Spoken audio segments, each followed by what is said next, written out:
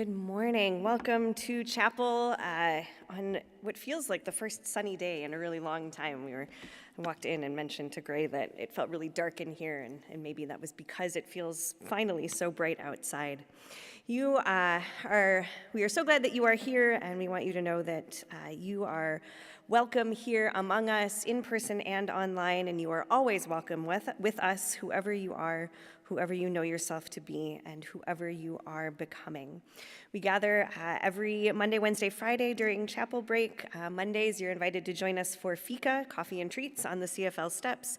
Wednesdays and Fridays, you're welcome to join us during chapel break here in the main hall and online. Just one announcement reminder for you today, that is to save the date for our Earth Day Bluegrass worship coming up on April 14th. That'll be 10 a.m. here in the main hall. All are welcome. Today in chapel, you'll need a purple hymnal for our gathering song, so feel free to grab one of those or look on with a friend if you need to. Today in chapel, we will be continuing to share in reflecting on themes of springtime and renewal and rebirth. Springtime is a very loaded season for holy days and ritual practices. Western Christian communities are now just in the first week of celebrating Easter. Orthodox Christian communities are preparing for Easter. Our Muslim siblings are nearing the end of the holy observance of Ramadan. Jewish communities are preparing for Passover. Baha'i communities have recently celebrated the Persian New Year. Hindu siblings have recently celebrated Holi. Across all religious and pagan traditions, it feels like springtime is a time that evokes ritual practice. And so we're going to reflect on that today in chapel. Part of our ethos as Luther College and as a Lutheran institution is this idea of being rooted and open, and you will feel that in our chapel time today. There will be elements of chapel today that feel distinctly rooted in our Lutheran Christian tradition, and we really believe that this is a tradition that allows us to be open and hospitable and curious and to glean wisdom from other ideas and traditions as well.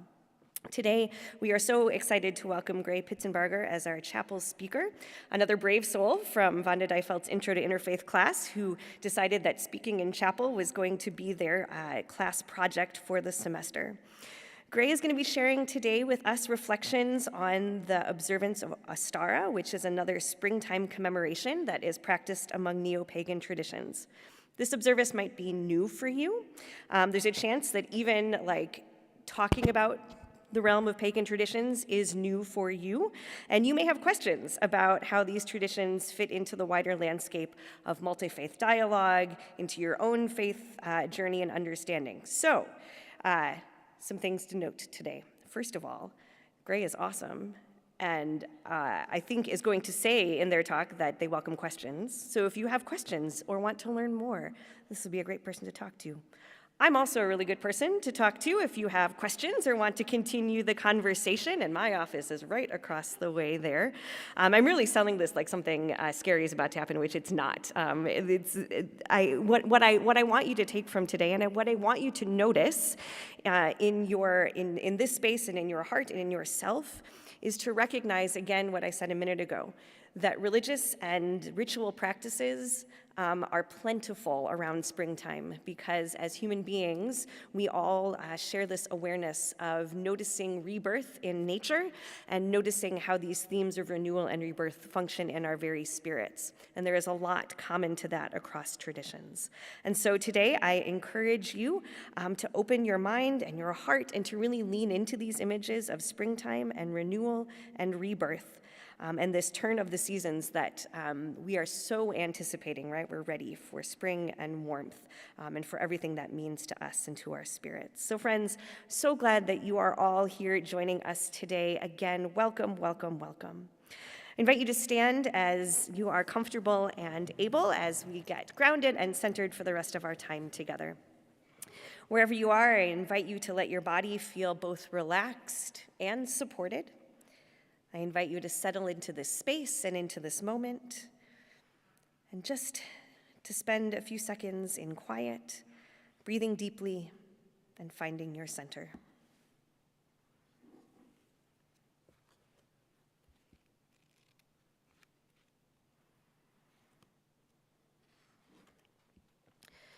God of all seasons, with artistic splendor, you have given us an overture to the resurrection of your Son in the resurrection of spring from the cold tomb of winter.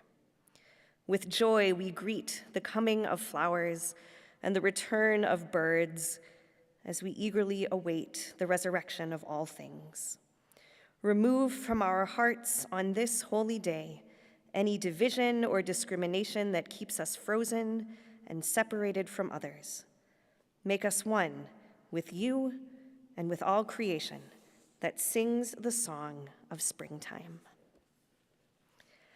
Our opening hymn today in your purple book is number 1071. 1071 in Sacred Manner, and I'll let you get there, and we're going to sing 3 verses of it, but I'll give you a sec. So 1071, and we will sing verses 1, 3, and 4.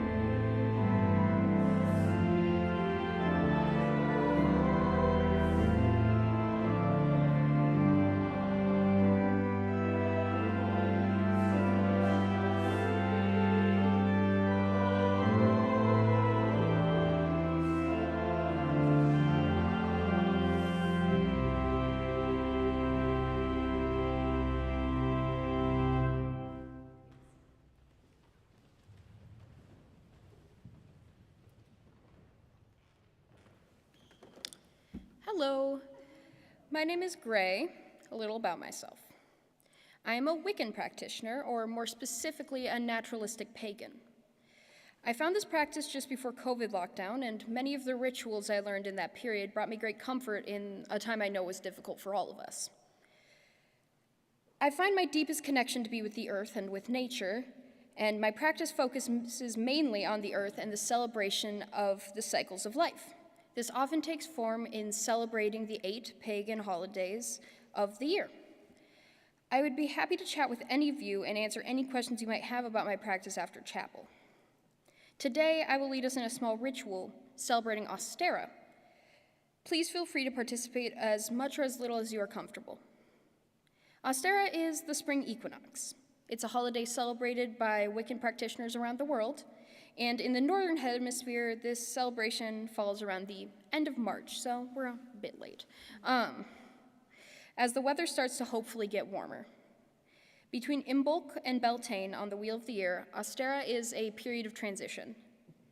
Austera is the answer to Imbolc's promise of spring, and it beckons in time of warm weather and rain, a time of birth and renewal.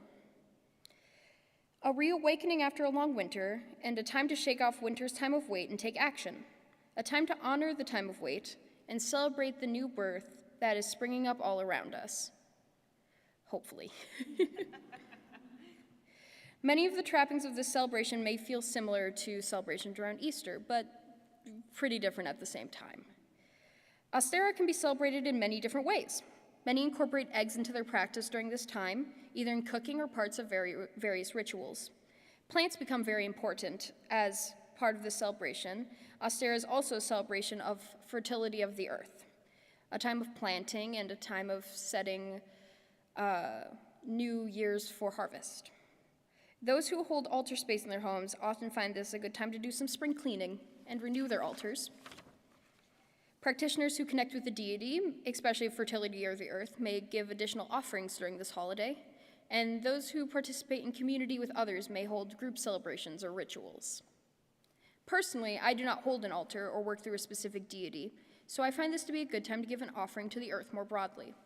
I would like to invite you to join me in this process today. All right, moving to our little table here. I will project. Let's start by lighting up candles.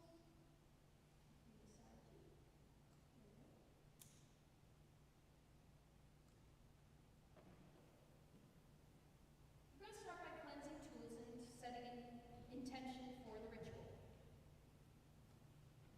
I will start by running my tools a safe distance above the flame to cleanse them spiritually with light and heat. While this has some